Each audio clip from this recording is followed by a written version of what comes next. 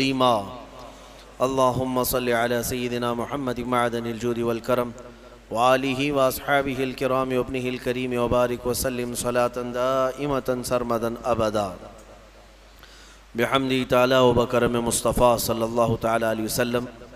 آج کی شب میں قرآن عظیم کے 23 پارے مکمل ہو چکے اور الحمدللہ آج ہم نے سورہ یاسین شریف کی بھی تلاوت کی ہے۔ اللہ کے حبیب صلی اللہ تعالی علیہ وسلم نے ارشاد فرمایا لِكُلِّ شَيْءٍ قَلْبٌ وَقَلْبُ الْقُرْآنِ یاسین، ہر چیز کا ایک دل ہوتا ہے اور قرآن کا دل سورہ یاسین ہے۔ اسی سے آپ اندازہ کریں جس کو قرآن کا دل کہا گیا ہے اس کی کیا اہمیت ہوگی۔ سورہ یاسین کے بڑے فضائل ہیں، احادیث سے بھی وارد ہیں، بزرگوں نے تجربات میں بھی لکھا ہے۔ یاسین مبارک قرآن پاک کا ایک مغز ہے۔ دل کا مطلب تو آپ جانتے ہیں کہ دل جو ہے پورے جسم کے اعضاء میں بادشاہ کی حیثیت رکھتا ہے۔ تو قرآن پاک میں سورہ یاسین، آپ کو معلوم ہونا چاہیے ہجرت کی رات جب رسول کریم صلی اللہ علیہ وسلم اپنے گھر سے نکل کر مدینے کی طرف جا رہے تھے اور آپ کے گھر کے اطراف مکہ کے کفار و مشرکین محاصرہ کر کے قتل کے ارادے سے کھڑے تھے، اس رات کو حضور پاک صلی اللہ تعالیٰ علیہ وسلم کے لبوں پر سورہ یاسین کی تلاوت تھی۔ آپ نے مٹی ہاتھ میں اٹھائی اور سورہ یاسین شریف کی تلاوت کرتے رہے اور اس مٹی کو یوں پھینک دیا یہ کہتے ہوئے کہ شاہت الوجوہ، تم سب کے چہرے برباد ہو جائیں۔ اور وہ مٹی اگرچہ ایک مٹھی بھر تھی لیکن جتنے لوگ کھڑے تھے سب کے چہروں اور ان کے ناکوں کے قریب گئی اور وہ بے جان سے ہو گئے اور اندھے ہو گئے۔ حضور پاک صلی اللہ تعالیٰ علیہ وسلم ان کے درمیان سے گزر کر کے گئے لیکن کوئی بھی آپ کو دیکھ نہ سکا۔ یاسین پاک اس رات کو بھی میرے آقا صلی اللہ تعالیٰ علیہ وسلم تلاوت کرتے رہے۔ اور پھر اس کے فضائل میں بتایا گیا ہے کہ اگر کبھی ایسی مصیبت آئی کہ اس کا کوئی حل نظر نہیں آتا تو سورہ یاسین کی تلاوت کثرت سے کرے، اللہ غیب سے اس کے لیے سبب پیدا فرمائے گا۔ اور اگر کبھی ایسی جگہ پر پھنس گیا جہاں اسے کھانے پینے کی کوئی چیز نہیں ملتی، بھوک کی شدت نے پریشان کر رکھا ہے، سورہ یاسین کی تلاوت کرے، اللہ اس کی بھوک کو کافی فرما دے گا۔ یعنی یہ غذا بھی ہے، شفا بھی ہے، دوا بھی ہے۔ اور سورہ یاسین شریف کے متعلق یہ بھی فرمایا گیا کہ اگر کہیں وہ راستہ بھٹک گیا جنگل میں، صحرا میں، سورہ یاسین شریف کی تلاوت کرے، اللہ اس کو سیدھا راستہ عطا فرمائے گا۔ اب یہ جب جنگل میں بھٹکنے اور صحرا میں بھٹکنے کے لیے سورہ یاسین کی تلاوت کا حکم دیا گیا کہ وہاں تمہیں راستہ مل جائے گا، میں کہتا ہوں پوری زندگی بھر پڑھتے رہو تاکہ اللہ تعالیٰ زندگی گزارنے کا بھی سیدھا راستہ اس کی برکت سے عطا کرے گا۔ اور جو سورہ یاسین شریف صبح پڑھ کر کے نکلا وہ شام تک امان میں ہے، مصیبتوں سے محفوظ ہے، اس کے لیے رزق کے فرشتے اتارے جاتے ہیں، اس کی حفاظت کی جاتی ہے۔ تو یاسین کے بڑی برکتیں ہیں سورہ یاسین میں۔ اللہ تبارک و تعالیٰ نے ان آیات بینات میں جو بیان فرمایا اس میں اللہ تعالیٰ فرماتا ہے یا حسرتاً علی العباد، قیامت کے دن کے بارے میں کہ افسوس ہے بندوں پر، وہ بندے افسوس کریں گے، ما یاتیہم من رسول الا کانوا بہ مستہزئین، یعنی جب کبھی ان کے پاس کوئی رسول آتا تو اس کا مذاق اڑاتے تھے، مذاق کرتے تھے رسولوں کے ساتھ، نبیوں کے ساتھ۔ ان لوگوں کی جو حشر ہوں گے نا وہ بہت سخت ہیں، قیامت کے دن بہت زیادہ سخت ان کے ساتھ معاملات ہوں گے۔ اللہ تعالیٰ فرماتا ہے الم یرو کم اہلکنا من قبلہم من القرون، کیا اس سے پہلے صدیوں پہلے ہم نے کتنی ایسی بستیاں ہیں جن کو ہلاک نہیں کیا ہے۔ بہت سارے لوگ رسولوں کا اور نبیوں کا مذاق کرنے کی وجہ سے ہلاک و برباد ہو گئے، ختم ہو گئے۔ پھر اللہ تبارک و تعالیٰ فرماتا ہے کہ عبرت پکڑو اے لوگوں، رسول جو آتے ہیں وہ تمہیں بظاہر اگر یوں دیکھتے ہیں کہ وہ پیوند لگے کپڑے پہنتے ہیں، چھوٹے سے گھر میں رہتے ہیں، چھوٹی چھوٹی غذائیں کھاتے ہیں، یا فاقہ کشی کرتے ہیں تو اس کا مطلب یہ نہیں کہ وہ رسول یا نبی مجبور ہوتے ہیں، وہ تو فقر کو پسند کرتے ہیں اللہ کی بارگاہ میں، ورنہ ہر نبی اتنا صاحب اختیار ہوتا ہے کہ اگر وہ چاہے تو سونے کا پہاڑ اور چاندی کا پہاڑ اس کے ساتھ ہو، وہ سونے اور چاندی کے محلات میں رہے، لیکن اللہ کے نبیوں نے فقر کو پسند کیا ہے۔ تو اکثر جو قومیں رسول کو ظاہری طور پر دیکھتی تھیں تو وہ مذاق اڑاتی تھی، یہ اللہ کے نبی ہیں، یہ اللہ کے رسول ہیں، ان کا لباس ایسا ہے، ان کے پاس سواری نہیں، ان کا گھر صحیح نہیں، ایسی ایسی باتیں کہہ کر کے مذاق اڑایا کرتے تھے۔ اللہ تبارک و تعالیٰ ان مستہزئین سے کوسوں دور ہمیں رکھے، اور مولا تعالیٰ اسی جماعتوں سے ہمیں محفوظ رکھے۔ اور قرآن پاک میں اللہ تعالیٰ یہ بھی فرماتا ہے، قیامت کے دن محشر کے میدان میں یہ کہا جائے گا وَامْتَازُوا الْيَوْمَ أَيُّهَا الْمُجْرِمُونَ، یہاں کہا جائے گا سارے لوگ ایک ساتھ کھڑے ہوں گے، پھر آرڈر آئے گا مجرم الگ ہو جائیں، اس میں سے جتنے لوگ مجرم ہیں وہ الگ ہو جائیں، ان کے چہرے بتا رہے ہوں گے اس دن، اور ان کو الگ کیا جائے گا، ان کو الگ کیا جائے گا مجرمین کو۔ کس بات کے مجرم؟ اللہ تعالیٰ فرماتا ہے الم اعہد الیکم یا بنی آدم اللہ تعبدوا الشیطان، پھر رب تبارک و تعالیٰ کا جلال ہوگا اس دن، اور پھر رب تعالیٰ کی ہیبت طاری ہوگی بندوں پر، خشیت ہوگی، فرمائے گا مولا کیا میں نے تم سے یہ نہیں عہد لیا تھا کہ اے آدم کی اولاد کے شیطان کی پرستش نہیں کرو گے، اس کے پیچھے نہیں جاؤ گے، انہ لکم عدو مبین، بے شک وہ تمہارا کھلا ہوا دشمن ہے، کیا میں تم سے یہ وعدہ نہیں لیا تھا ان اعبدونی، کہ تم میری عبادت کرو گے، ھذا صراط مستقیم، یہی سیدھا راستہ ہے، پھر تم کیسے بہک گئے؟ یہ جتنے غیر اللہ کی عبادت کرتے ہیں سب کے سب اس دن الگ کیے جائیں گے، سب کے سب الگ، کفار و مشرکین جو بھی اللہ کے سوا عبادت کرتے تھے قیامت کے دن سب کو ایک طرف کر دیا جائے گا، اور رب تبارک و تعالیٰ ان سے فرمائے گا کیا میں نے تم سے یہ وعدہ نہیں لیا تھا کہ دنیا میں جاؤ گے تو میری عبادت کرو گے، شیطان کی پرستش نہیں کرو گے؟ پھر اللہ تعالیٰ فرماتا افلم تکونوا تعقلون، کیا تمہیں عقل بھی نہیں تھی؟ کیا تم عقل نہیں رکھتے تھے؟ سچ بات ہے میرے عزیزو، عقل رکھنے والا یہ چھوٹی چھوٹی چیزوں کو خدا کیسے بنا لیتا ہے؟ خدا کا جو تصور ہے وہ دنیا میں سب سے بڑا ہونے کا تصور ہے، بھلا چوہا کیسے خدا بن گیا؟ ایک چھوٹی سی مٹی وہ کیسے خدا بن گئی؟ جس کو تم ہاتھوں سے گوندتے ہو، پیروں سے کھندلتے ہو، پھر وہ تمہارا خدا کیسے بن گیا؟ افلم تکونوا تعقلون، اللہ فرماتا کیا تم عقل نہیں رکھتے، عقل سے کام نہیں لیتے؟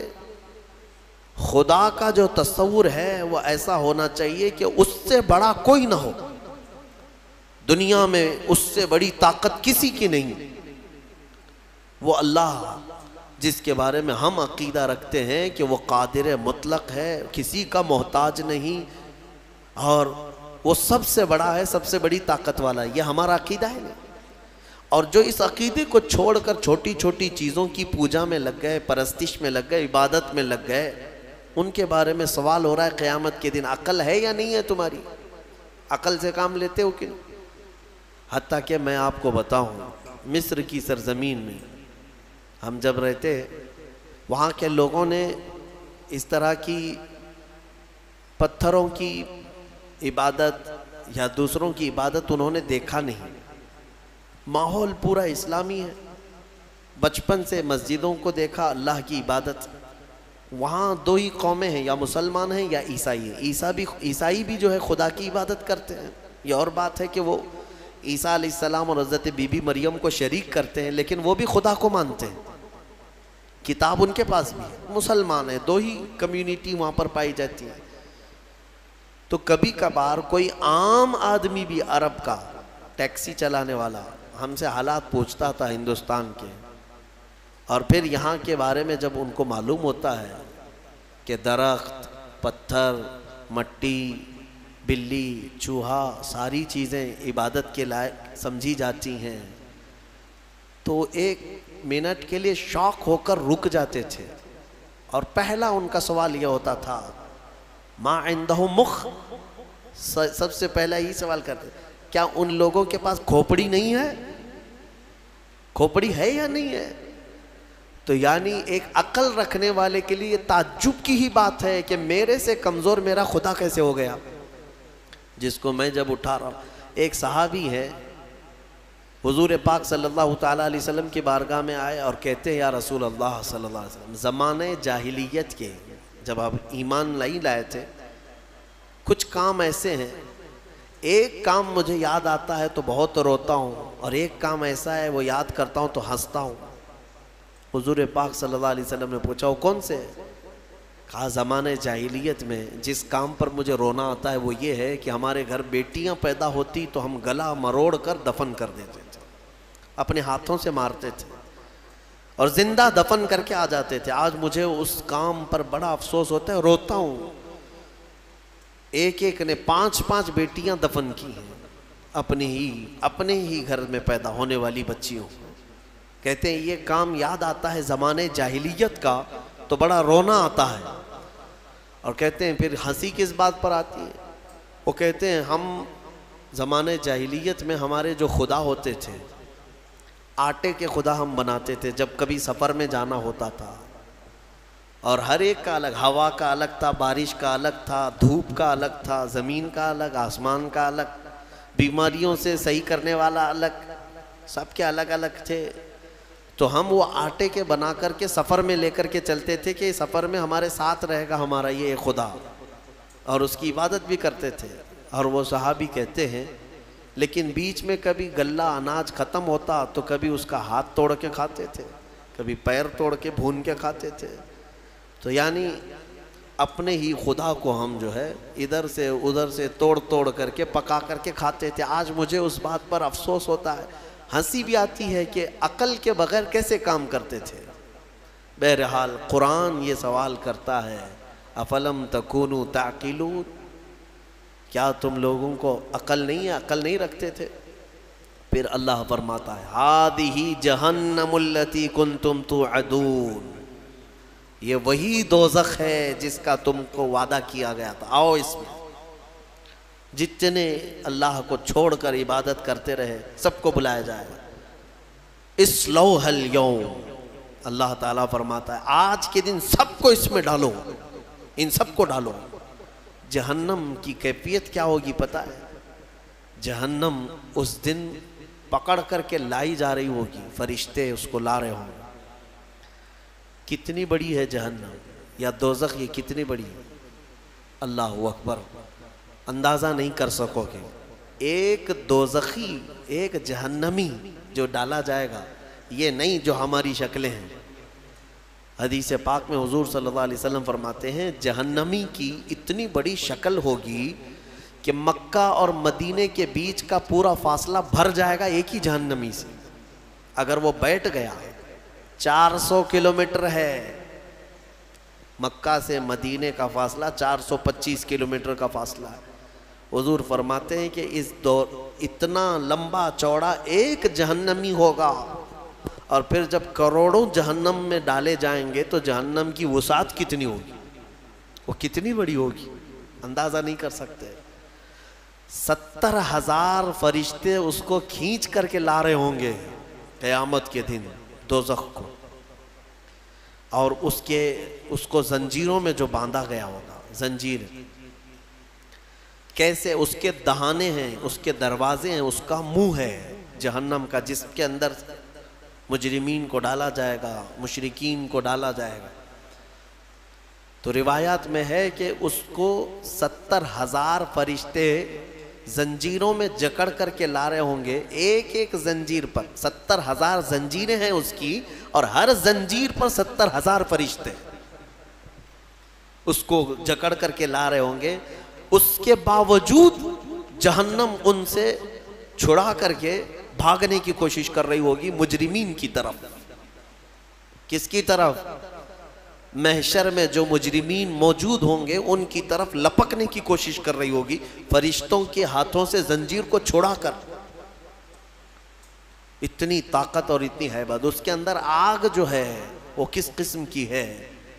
فرمایا گیا دنیا کی آگ لال ہے، جہنم کی آگ نہایت کالی ہے، سخت کالی آگ. اتنی کالی آگ ہے کہ کچھ نظر نہیں آتا دوزخ کے اندر. اور رب تعالیٰ فرمائے گا اسلوھا اليوم، آج سب کو ڈالو اس میں، بما کنتم تکفرون، جو تم کفر کیا کرتے تھے. مجرمین کو پکڑا جا رہا ہوگا. اور جہنم کا حال کیا ہوگا میں بتاتا ہوں. وہ فرشتوں کے ہاتھوں سے چھٹپٹا رہی ہوگی، اچھل اچھل کر کے جا رہی ہوگی. اور کیا کہتی ہے جانتے ہیں؟ 26ویں پارے میں سورہ قاف میں رب تبارک و تعالیٰ فرماتا ہے مجرمین کو ڈالا جا رہا ہے، ڈالا جا رہا ہے، ڈالا جا رہا ہے. تو اللہ تعالیٰ اس سے پوچھے گا جہنم سے حلم تلأتی، بس پیٹ بھر گیا تیرا؟ جہنم کہتی وہ تقول حل من مزید، وہ کہے گی اے اللہ اور کچھ زیادہ ہو جائے، اور کچھ زیادہ ہو جائے، اور کچھ انسانوں کو ڈال. اس دن وہ پکارتی رہے گی اور میرے اندر ڈالا جائے، اور میرے اندر ڈالا جائے. اور جانتے ہیں جب اس کی آگ کم پڑنے لگ جائے، دھیمی ہونے لگ جائے، تو آگ بھڑکانے کے لیے انسانوں کو اور پتھروں کو گرایا جائے گا. اس کا ایندھن ہے. جیسے پیٹرول ڈالنے سے آگ بھڑک جاتی ہے، جہنم کی آگ انسانوں اور پتھروں کو ڈالتے ہی بھڑک جائے گی. یہ جہنم کی کیفیت ہے دوزخ کی. اور جہنم کا سب سے ہلکا عذاب کیا ہے؟ سب سے ہلکا، اگر کوئی چلا بھی گیا، تھوڑے سے گناہوں کی سزا بتا کر کے واپس آنے والا ہے، تو حدیث رسول میں ملتا ہے سب سے ہلکا عذاب یہ ہے کہ وہاں آگ کی جوتیاں پہنائی جائیں گی جس کی گرمی سے اس کا بھیجا کانوں سے باہر آ رہا ہوگا، پک پک کر کے ابل رہا ہوگا. یہ سب سے ہلکا عذاب جہنم کا. پھر جس کے بارے میں اللہ نے عذاب علیم کہا، عذاب عظیم کہا، عذاب مہین کہا، وہ کیسا عذاب ہوگا؟ عذاب علیم کا مطلب دردناک عذاب، عذاب عظیم کا مطلب بڑا عذاب، عذاب مہین کا مطلب ذلت والا عذاب.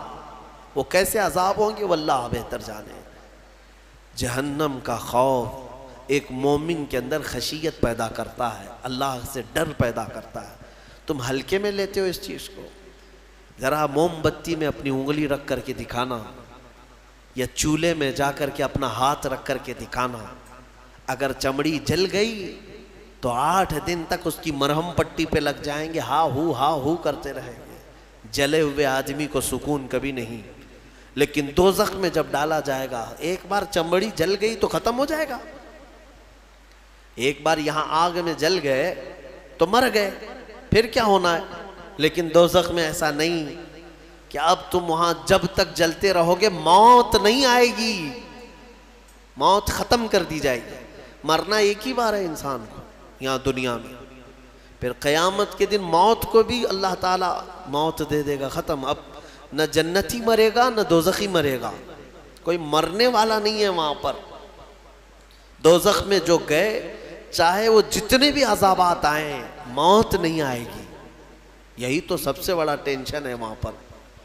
کفار و مشرکین مانگیں گے کہ موت دے دے ہم کو، لیکن موت نہیں آئے گی. اور جب چمڑی جلتی ہے تو لوگ یہ سمجھتے ہیں ایک بار جلے گی تو دوسری بار پھر کیا جلے گی، جلی ہوئی چیز کو کیا جلایا جائے گا. اللہ تعالیٰ فرماتا ہے کلما نضجت جلودہم بدلناہم جلودا غیرہا لیذوقوا العذاب. اللہ فرماتا ہے جب جب آگ سے پک جائے گی نا چمڑی، نضجت کہتے ہیں پھل کی طرح پک جانا، جو پل پلا ہوتا ہے پھل، چمڑی پیپ سے پک جائے گی، بھر جائے گی. اللہ فرماتا ہے جب جب دوزخ کی آگ کی وجہ سے تمہاری چمڑی پکے گی، اللہ فرماتا ہے ہم اس کے علاوہ دوسری چمڑی تمہیں پہنا دیں گے، نئی چمڑی ڈال دیں گے. بدلناہم جلودا غیرہا لیذوقوا العذاب، تاکہ عذاب کو چکھ سکو، نیا نیا عذاب چکھ سکو.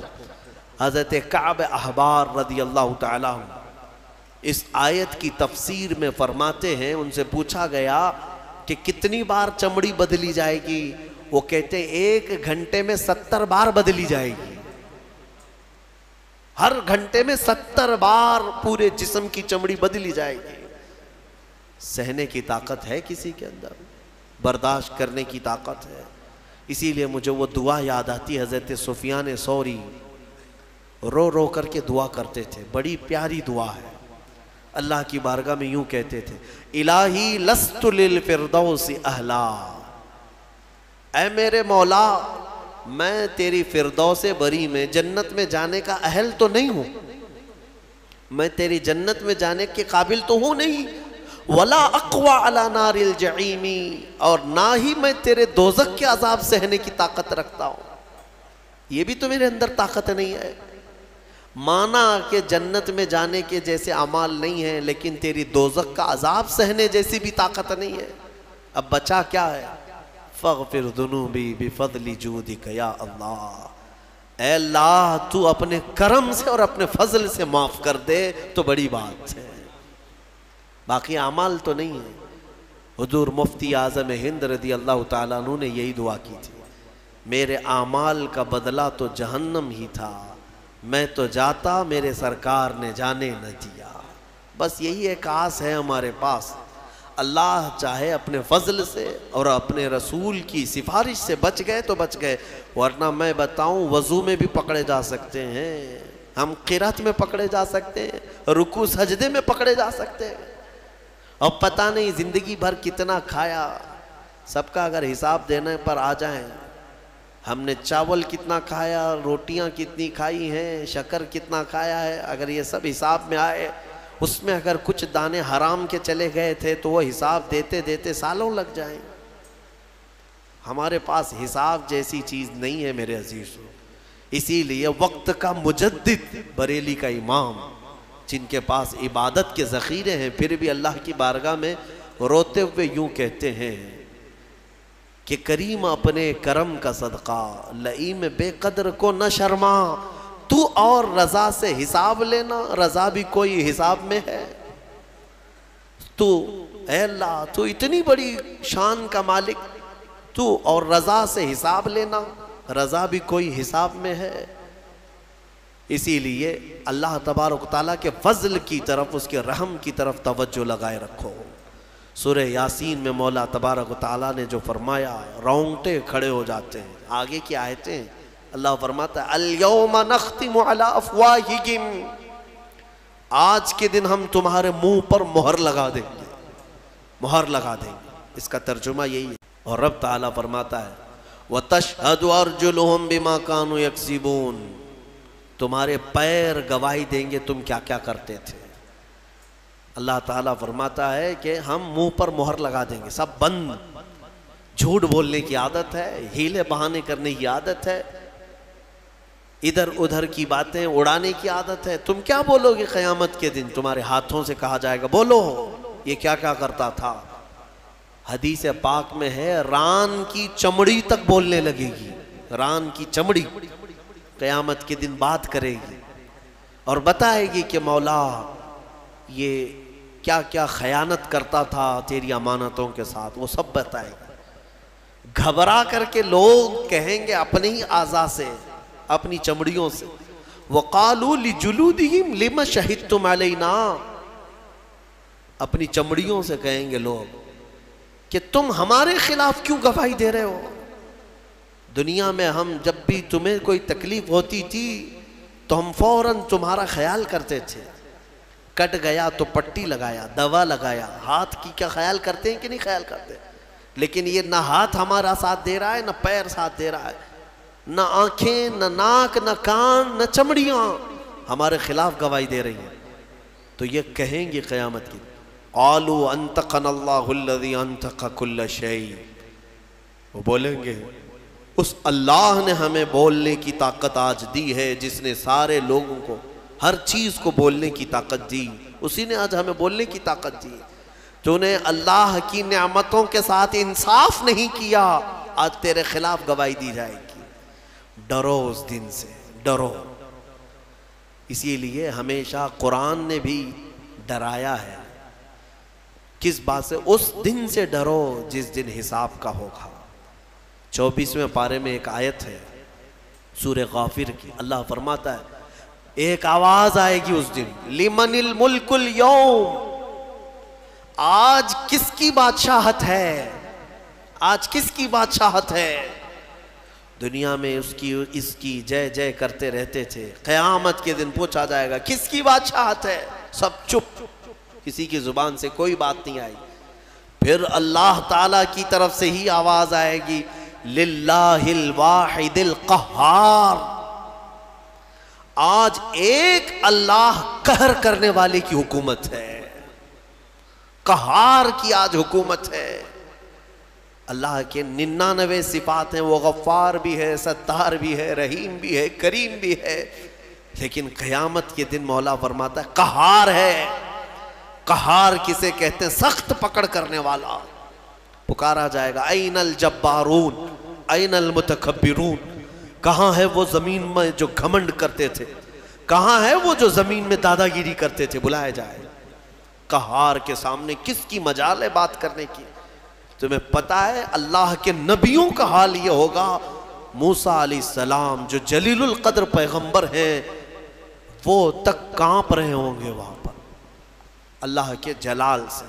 آدم علیہ السلام سے لے کر عیسیٰ علیہ السلام تک انبیاء کرام کہیں گے آج ہمیں بات کرنے کی جرات نہیں ہے اللہ کی بارگاہ، نبیوں کی بات کر رہا ہوں. ماں و شما چھوڑو، تم کس کے اس کے بھروسے پہ بیٹھے ہو؟ نبیوں کا حال یہ ہے کہ ہم بات نہیں کر سکیں گے آج. اس بھرے مجمع میں قرآن کہتا ہے سورہ نجم کی آیت، وَكَمْ مِن مَلَكٍ فِي السَّمَاوَاتِ لَا تُغْنِي شَفَاعَتُهُمْ، آسمان میں کتنے بڑے بڑے فرشتے ایسے ہیں، اللہ فرماتا ہے ان کی سفارش کام نہیں آئے گی، ان کی کسی کی سفارش کام نہیں آئے گی، شیئن الا باذن اللہ، مگر اللہ جسے اجازت دے. اس بھرے مجمع میں ڈر اور خوف ایسا ہے کہ ایک نبی بھی بولنے کو تیار نہیں، ایک فرشتہ بھی بات کرنے کو تیار نہیں. مخلوق کے ہاں اس وقت اگر کوئی آواز گونجتی ہے تو وہ محمد الرسول اللہ کی ہے، وہ صرف اور صرف میرا آقا ہے رسول کریم صلی اللہ تعالیٰ علیہ وسلم.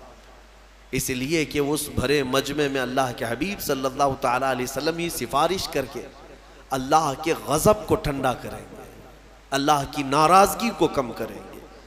وہ سجدے میں چلے جائیں گے تو سر نہیں اٹھائیں گے. مولا فرمائے گا اے محمد سر اٹھاؤ، آپ جس کی سفارش کریں گے قبول کی جائے. یہ ہے محشر کے میدان کی بات. بہرحال سورہ یاسین میں اللہ تعالیٰ فرماتا ہے کہ تمہارے منہ پر مہر لگا دی جائے گی. وَتُكَلِّمُنَا أَيْدِيهِمْ وَتَشْهَدُ أَرْجُلُهُمْ، تمہارے ہاتھ ہم سے بات کریں گے، تمہارے پیر گواہی دیں گے تم کیا کیا کرتے تھے.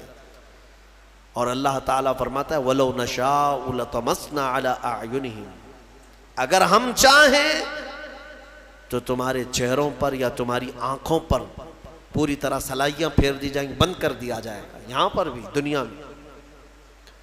میرے عزیزو ایک آیت اس میں یہ بھی آئی ہے قرآن میں، وَمَن نُعَمِّرْهُ نُنَكِّسْهُ فِي الْخَلْقِ، سورہ یاسین کی آیت. اللہ فرماتا ہے ہم جس کو لمبی عمر دیتے ہیں اسے بچپن کی طرف لوٹا دیتے ہیں. حقیقت ہے جس کا بڑھاپا آیا سیم بچپن کی طرح واپس آ رہا ہے. تمہیں اندازہ بھی ہے، بچے کی کیفیت دیکھا ہے؟ بچہ اس کے اندر جو جو عادتیں ہیں، ایک تو صحیح طریقے سے چل نہیں پاتا، سہارے کی ضرورت ہے، پکڑ کے چلے گا. بچہ بہت ہارڈ غذائیں نہیں کھاتا، دودھ پیتا ہے، ہلکی چیزیں کھاتا پیتا ہے، کیونکہ ہاضمہ اتنا مضبوط نہیں ہوتا. بچہ بریانی، گوشت، یہ بڑی بڑی چیزیں نہیں کھا پائے گا، کیا کرے گا؟ ہاضمہ اتنا نہیں ہے. بچے کی کیفیت یہی ہے کہ پکڑ کر کے چلتا ہے. بچے کی کیفیت یہ ہے کہ ایک ہی چیز کو بار بار پوچھتا ہے، بھولتا ہے. سیم بڑھاپا جب آتا ہے تو واپس اسی کیفیت میں پلٹ جاتا ہے. بوڑھا بھی اب اکیلا نہیں چل پاتا، کسی کے سہارے کی ضرورت پڑتی ہے. پھر بوڑھاپا ہی ہے کہ اس کو ہر چیز بھولی جانے لگتی ہے. جیسے بچپن میں بار بار پوچھتا تھا، بڑھاپے میں بھی پوچھنے لگتا ہے، بھول جاتا ہے. بچپن میں جس طرح سے بچے کو بستر میں ہی پیشاب ہو جاتے، پخانے ہو جاتے ہیں، بڑھاپے میں بھی حالتیں دیکھنے کو ملتی ہیں، کنٹرول میں نہیں رہتا پیشاب پخانا۔ بہت سارے بڑھاپے ایسے آتے ہیں کہ ان کا پیشاب نکلتا ہے، پخانے نکلتے ہیں، کیا کر سکتے ہیں؟ بچپن کی طرف لوٹا ہے۔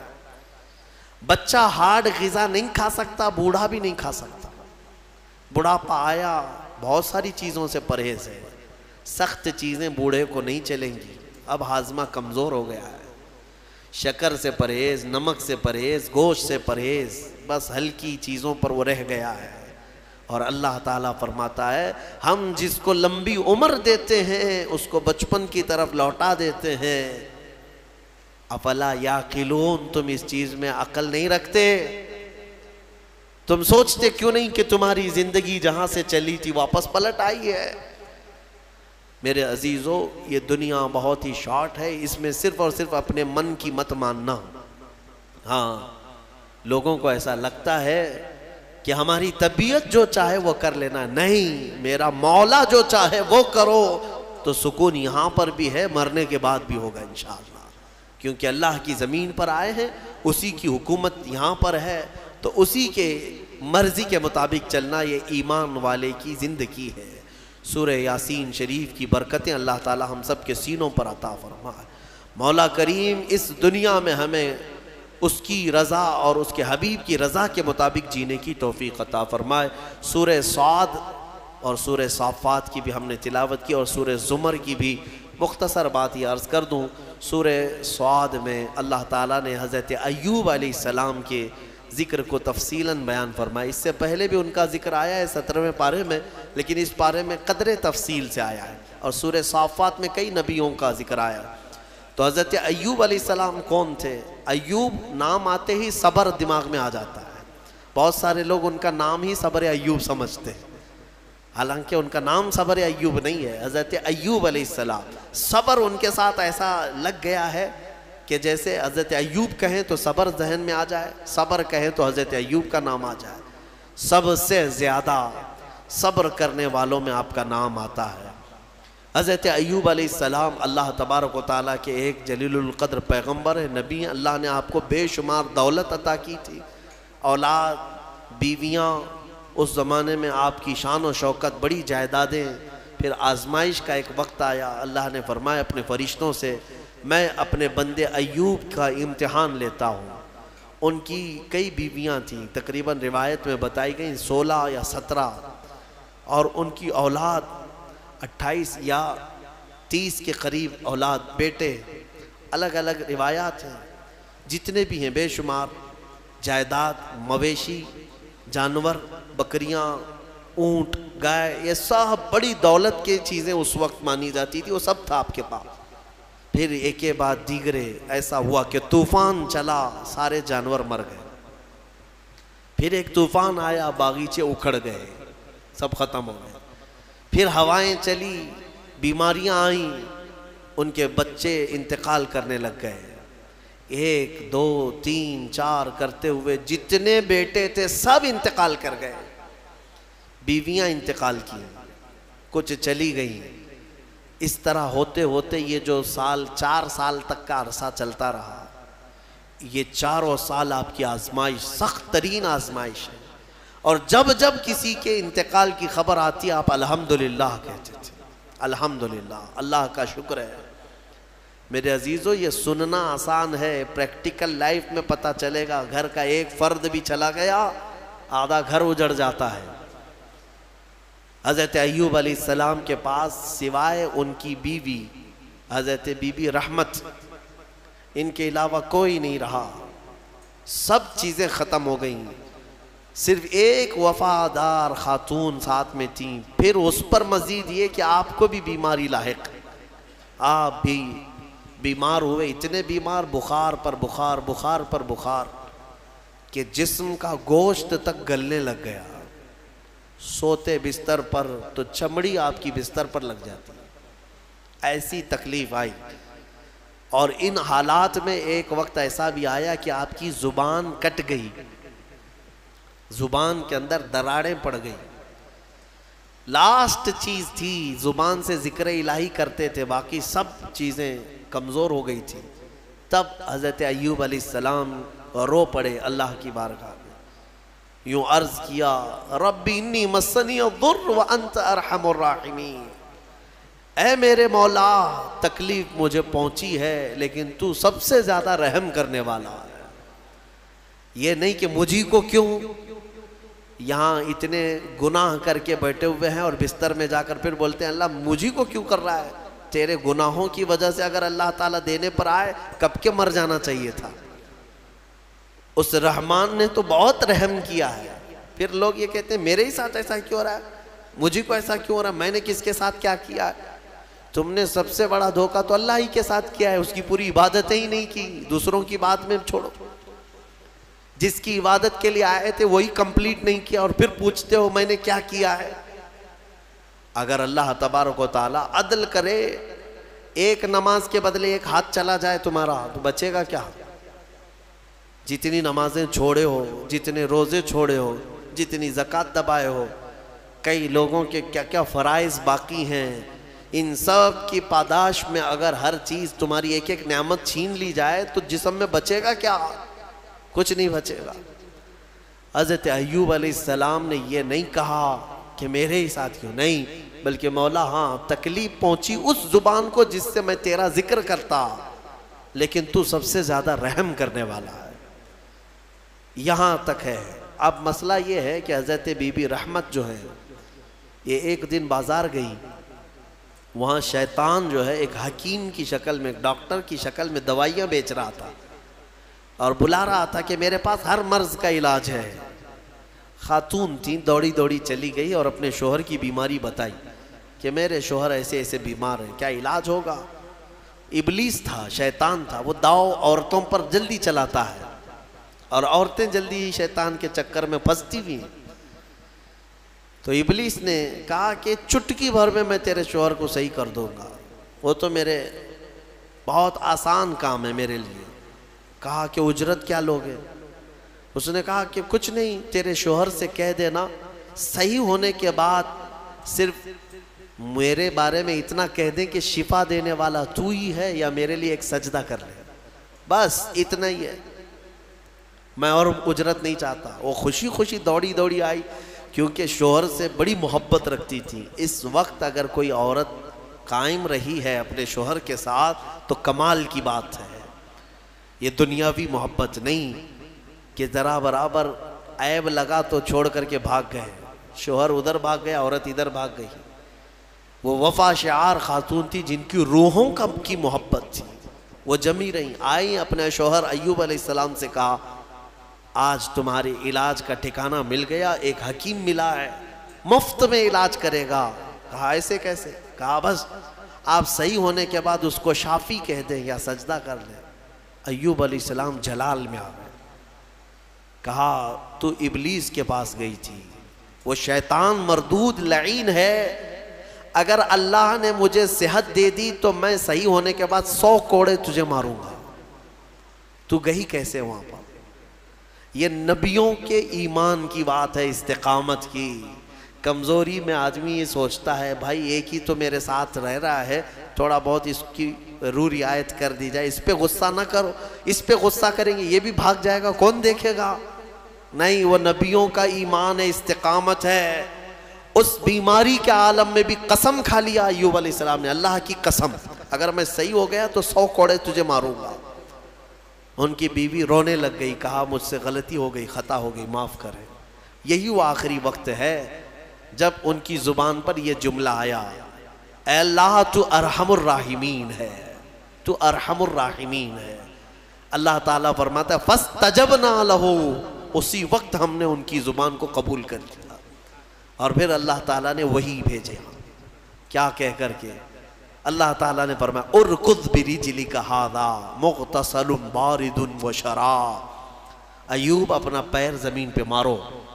انہوں نے پیر زمین پر مارا تو ایک نہر جاری ہو گئی، پانی کا ایک کنواں نکل پڑا، چشمہ نکل پڑا۔ تو اللہ تعالیٰ نے فرمایا کہ اب اس میں تم نہاؤ۔ ایک پیر آپ نے زمین پر مارا، کنواں جاری ہوا، پانی کا چشمہ جاری ہوا۔ اللہ تعالیٰ نے فرمایا اس پانی سے نہاؤ۔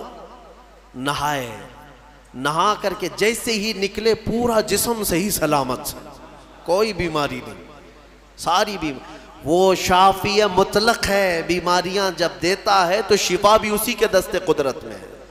بڑی بڑی بیماریاں کافور ہو جائیں گی، صحیح ہو گئے۔ اب پھر اللہ تعالیٰ نے فرمایا دوسرا پیر زمین پہ مارو۔ انہوں نے دوسرا پیر زمین پر مارا، اللہ فرماتا ہے وَوَهَبْنَا لَهُ أَهْلَهُ وَمِثْلَهُ مَعَهُمْ رَحْمَةً مِنَّا، ان کو ہم نے ان کی ساری اولاد، ان کا سارا مال جو کچھ تھا ڈبل کر کے پھر عطا کر دیا، یعنی اس سے زیادہ کر کے۔ ان کے بیٹے بھی زندہ کر دیے گئے، ان کے اہل و عیال، ان کے باغیچے، ان کے مویشی جانور جتنے تھے اس کا دگنا کر کے اللہ ان کو عطا کر دیا۔